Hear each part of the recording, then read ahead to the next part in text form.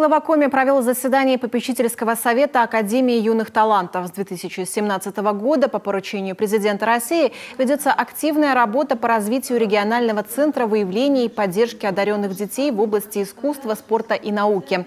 Он был сформирован по модели образовательного центра «Сириус» в Сочи и призван выявлять талантливых детей, проживающих на территории республики, и поддерживать их. С 2021 года региональный центр стал оператором Всероссийской олимпиады школьников в Коми. Второй год подряд она проводится по всем 24 учебным предметам, в том числе по китайскому, испанскому и итальянскому языках.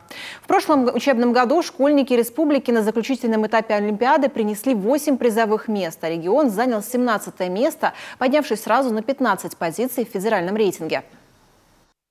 Говоря о талантах, мы все-таки должны понимать, что нам нужно в том числе и воспитывать и развивать на наших базах, как на университетских, так и среднеспециальных, воспитывать талантов и в профессиях будущих профессионалов, инженеров, техников, потому что вы действительно подняли очень важную тему, чтобы мы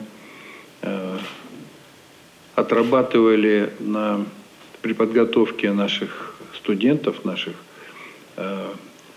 учащихся в средних специальных учебных заведениях, готовили специалистов, которые востребованы. И это ведь тоже направление воспитания талантов. В приоритете на ближайшие 2 года увеличить количество детей, охваченных профильными сменами. Особое внимание будет уделено выстраиванию системы сопровождения выпускников Академии юных талантов работодателями республики. Будут использованы механизмы наставничества и участия в профильных сменах.